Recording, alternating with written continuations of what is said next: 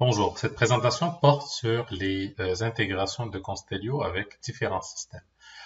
Nous allons commencer par parler de l'intégration avec Office 365 ou une suite bureautique infonuagique, donc d'avoir la capacité d'éditer en ligne un document à travers ces interfaces. Deux possibilités pour faire cet élément-là. Le premier, je lance une recherche. Je cible des documents qui sont dans mes suites bureautiques Office 365. Je clique sur un document PowerPoint et j'ai l'option éditer en ligne qui peut se faire à ce niveau-là. Donc, ça va ouvrir l'éditeur. L'autre approche consiste à passer vraiment par l'interface, d'aller se positionner sur le document que je désire éditer, cliquer éditer en ligne. Et là, en fait, Office Online va s'ouvrir, ce qui me permet d'avoir vraiment mon éditeur Office intégré dans la plateforme. Et là, je vais faire mes changements, test de 3. Ça s'enregistre automatiquement, j'ai juste à fermer mon navigateur. Si je reclique sur ce document-là, vous allez voir que les changements ont été appliqués. Je peux aller le rééditer en ligne, puis je peux venir le classer dans Constellio dans le plan de classification si je veux que le plan ou le calendrier s'applique dessus. Le même type d'intégration que nous avons effectué avec Microsoft 365 pourrait être fait par exemple avec une autre suite bureautique telle que la suite bureautique Google, puisqu'elle dispose également d'un certain nombre d'API qu'on peut utiliser. Nous allons maintenant regarder l'intégration avec les serveurs de courriel avec la messagerie.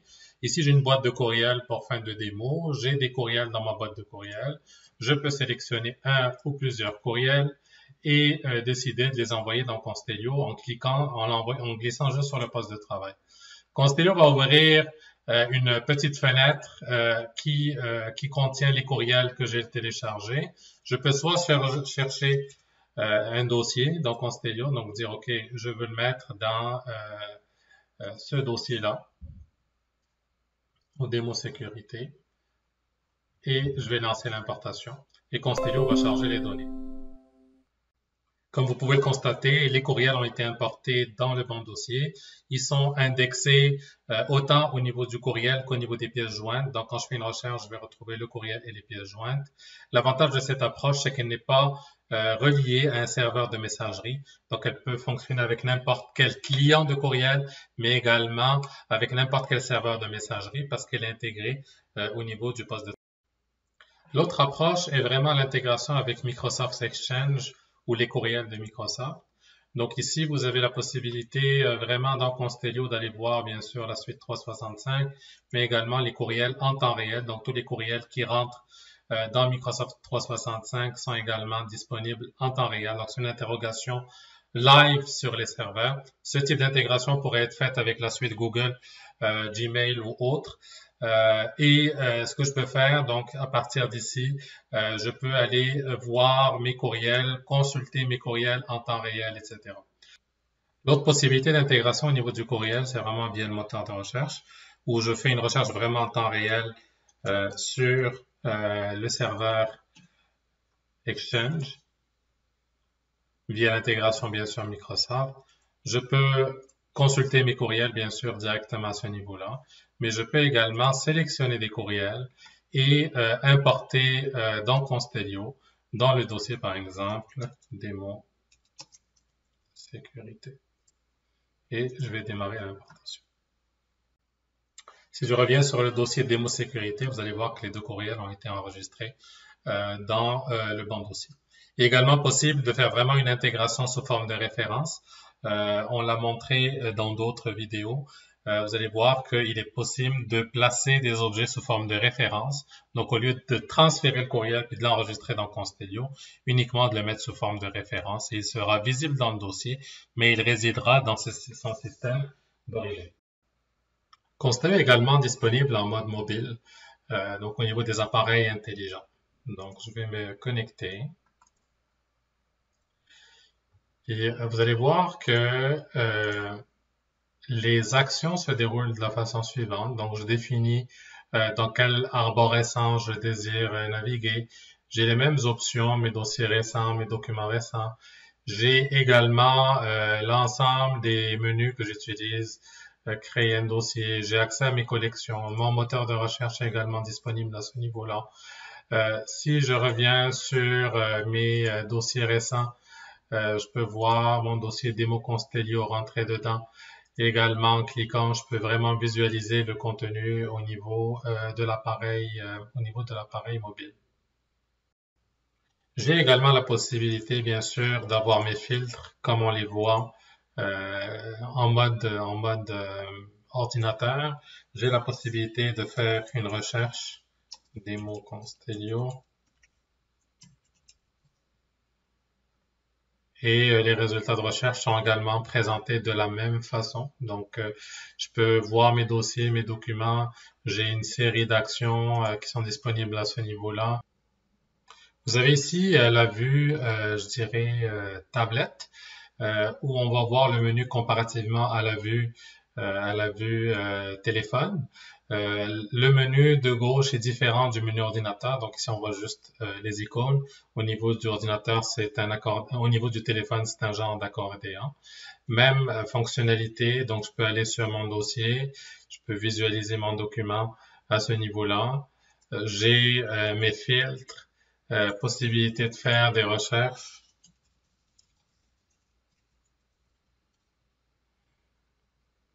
Et de voir bien sûr l'ensemble des contenus en lien avec la vue. Nous allons maintenant procéder à la présentation de l'intégration d'un logiciel externe avec Constellio. C'est le logiciel Librex. Librex est une suite de numérisation. Vous allez voir que le client Librex qu'on vient d'ouvrir va capturer des documents. Donc, on lance la numérisation et le logiciel commence à capturer les documents. En haut, vous voyez les pages s'ajouter. À droite, vous avez le visualisateur des documents et en bas à gauche, vous avez les métadonnées qui sont extraites automatiquement par le logiciel Librex via des gabarits. Il est possible de personnaliser ces métadonnées-là directement à partir de l'interface de Librex. Une fois que nous avons modifié les métadonnées, nous procédons à la validation de ce lot et ça envoie les documents dans Constellio. Donc, tous ces documents-là sont envoyés dans Constellio. Librex dispose d'un connecteur intelligent qui repose sur le standard CMIS. Comme vous pouvez constater à ce niveau-là, vous avez tout le paramétrage de ce connecteur vers Constellio. Ce connecteur-là, comme mentionné, repose sur le service web ou le service CMIS. Les documents chargés dans Constellio maintenant, on peut voir que Librex a créé automatiquement la structure, a classé automatiquement les documents. On peut visualiser également un document importé par Librex et vous voyez l'ensemble des métadonnées qui ont été envoyées par Librex. Plusieurs autres intégrations ont été faites avec Constellio dans une autre qui est l'application Constellio dans Microsoft Teams, donc qui interagit avec Constellio via Teams. Donc, je suis dans Microsoft Teams, j'ai mon apps Constellio à ce niveau-là. Je peux s'authentifier via un single sign-on de façon automatique. Je peux lancer une recherche dans Constellio directement. Je peux aller voir mon dossier dans Constellio, visualiser les documents. Je peux également avoir une vue sur les contenus de Constellio à partir de ce niveau-là. Je peux créer ce qu'on appelle des dossiers unifiés, etc. Je peux créer des dossiers, ajouter des documents. Bref, une autre application qui existe, un autre cas d'utilisation, qui est en opération et en production, qui permet d'interagir avec Constellio, donc via un système externe. Pour finir, nous allons rapidement faire un tour rapide de l'interface d'administration de Constellio et de surveillance opérationnelle de l'application. En gros, au niveau du pilotage, vous avez l'ensemble des opérations qu'on peut effectuer.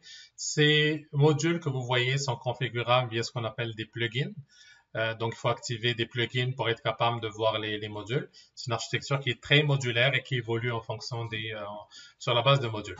Donc, on a les espaces virtuels qui permettent de créer des classifications, des domaines de valeurs qui permettent de définir des valeurs de métadonnées.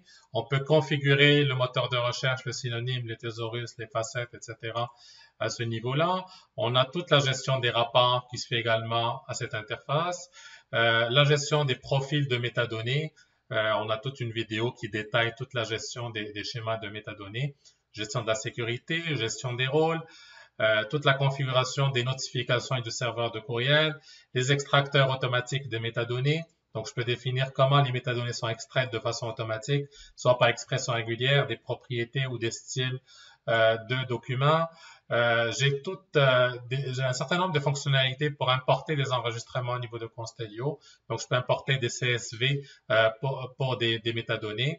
J'ai tout ce qui a trait aux enregistrements temporaires. Donc, un téléchargement d'un gros fichier va aller au niveau des enregistrements temporaires. On a un concept de connecteur. Donc, je peux brancher des connecteurs pour indexer des partages réseau, indexer des systèmes externes.